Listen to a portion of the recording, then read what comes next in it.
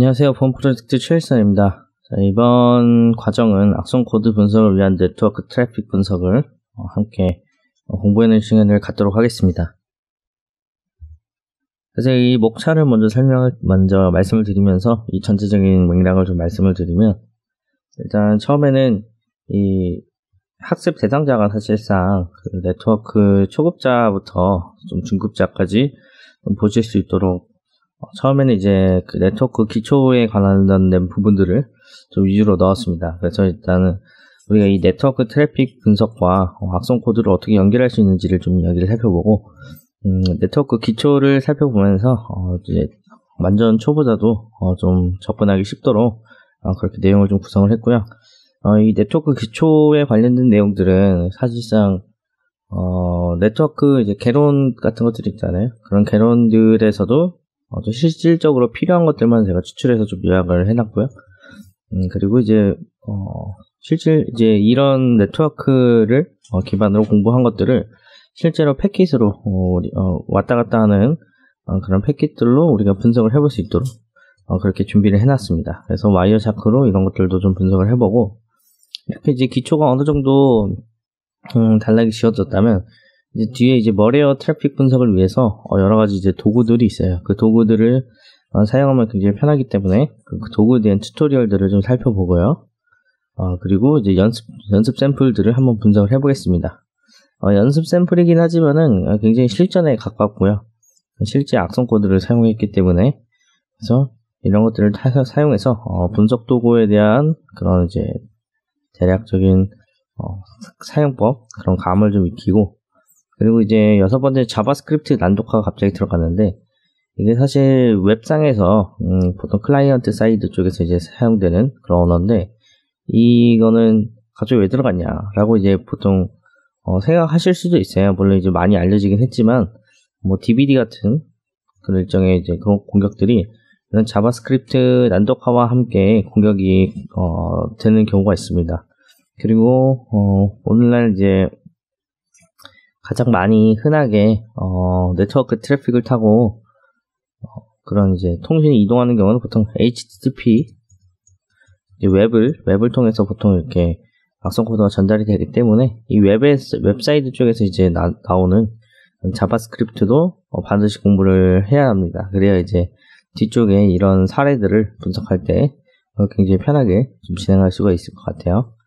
물론 이제 그 EK라고 하는데, 익스플로이킷이라고, EK 쪽에서 이 난독화를 진행을 해줘요. 그래서 이 EK마다 이 난독화 방식이 다르기 때문에 조금 난해할 수 있지만, 그래도 뭐 여기서 어느 정도의 맥락을 파악할 수 있을 정도로는 분석을 좀 진행을 합니다. 이 뒤쪽에서.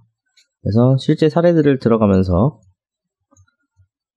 어떻게 이런 자바스크립트 난독화와 와이어샤크를 통해서 네트워크를 분석해서 어떻게 사건이 진행이 됐었는지, 또는 이제 머레어가 어떤 식으로 동작을 하는지를 네트워크라는 그런 큰 틀에서, 악성 코드도 이제 굉장히 시스템 쪽에 크게 파트가 있기 때문에 이번에는 이쪽 말고는 이제 네트워크 쪽에 좀 초점을 맞춰서 좀 진행을 해보도록 그렇게 하겠습니다. 그래서 이번 시간은 첫 시간 네트워크 트래픽 분석과 악성 코드이고요. 그래서 이번 시간은 네트워크 트래픽 분석을 통해서 악성 코드랑 이것이 어떻게 관련이 되어 있는지 한번 이야기해보는 시간을 갖도록 하겠습니다. 악성 코드를 분석하는데 네트워크 트래픽이 왜 필요할까요? 이게 도대체 어떤 관계가 있을까요? 악성 코드와 이 네트워크 트래픽. 이 악성 코드는 이제 네트워크 트래픽이 발전함에 따라서 악성 코드도 같이 발전한 그런 역사를 볼 수가 있어요. 옛날에 이제 네트워크가 아주 많이 발달되지 않았을 때, 그때는 이제 악성 코드가 네트워크를 통해서 전파될 수가 없는 상황이었어요. 그래서 그때는 뭐 플로피 디스크나 그런 다른 이제 그런 매체를 통해서 전파가 됐다면, 오늘날에는 굉장히 초고속 인터넷이 거의 대부분의 가정에 도달해 있고 수많은 PC에도 연결이 되어 있기 때문에 이런 악성 코드와 함께 연결이 되어 있습니다. 네트워크 발전사를 보면은 2차 세계대전 이후 군용, 연구용으로 주로 쓰이다가 전차 상업용, 민감용으로 퍼져나가서 2000년대에 들어서는 전 세계적으로 보급이 된다. 그래서 이 전 세계적으로 이미 퍼져 있는 이런 그 망들이죠. 그러니까 어딘가를 우리가 이동할 때, 사람들이 어딘가를 이동할 때 차를 타고 간다고 가정을 할게요. 차를 타고 간다고 얘기를 했을 때 보통 사람들 차 타고 산으로 가지 않잖아요. 산길로 막 이렇게 가지는 않죠. 어느 길로 가죠? 가능한 한 고속도로, 쭉쭉 뚫려있는 고속도로를 타서 이제 고속도로가 안 닿이는 곳은 국도를 이렇게 이용한다든지 해서 갑니다. 그래서 여기 이런 보급로가 이미 확보가 되어 있는 거예요. 인터넷상에는.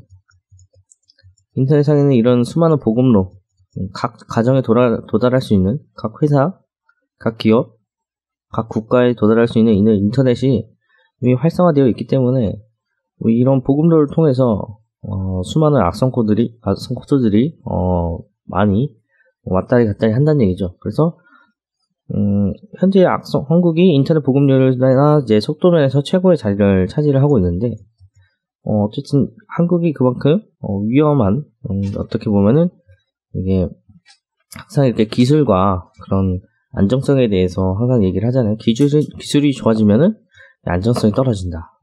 편리하면 안정성이 떨어진다. 이런 얘기가 있듯이 이런 것도 이제 네트워크 발전사가 이렇게 발전함에 따라서 문제가 생기는 그런 양상을 보고 있습니다. 그래서 이렇게 함께 급속도로 퍼지게 되는데, 악성 코드의 역사를 한번 살펴보면은 이렇게 일단 제가 밑에 어느 정도로 해놨어요. 어느 정도. 이게 다 쓸 수가 없겠더라고요. 그래서 하다가 포기를 했는데, 이거보다 더 많습니다. 더 많은데 요 정도로 좀 정리를 했고요. 실질적으로 악성 코드가 등장한 시점은 이제 71년경으로 이제 파악이 되고 있어요. 그래서 대부분 악성 코드는 아니고 실험적인 자기 복제 프로그램이 등장을 했었다. 그리고 이제 86년부터 진짜 본격적으로 개체수와 종이 증가를 하기 시작을 했는데, 그 수가 굉장히 가파르게 진행이 됩니다. 그와 함께 이제 백신에 대한 그런 역사도 함께 시작이 된 것을 확인을 할 수가 있어요.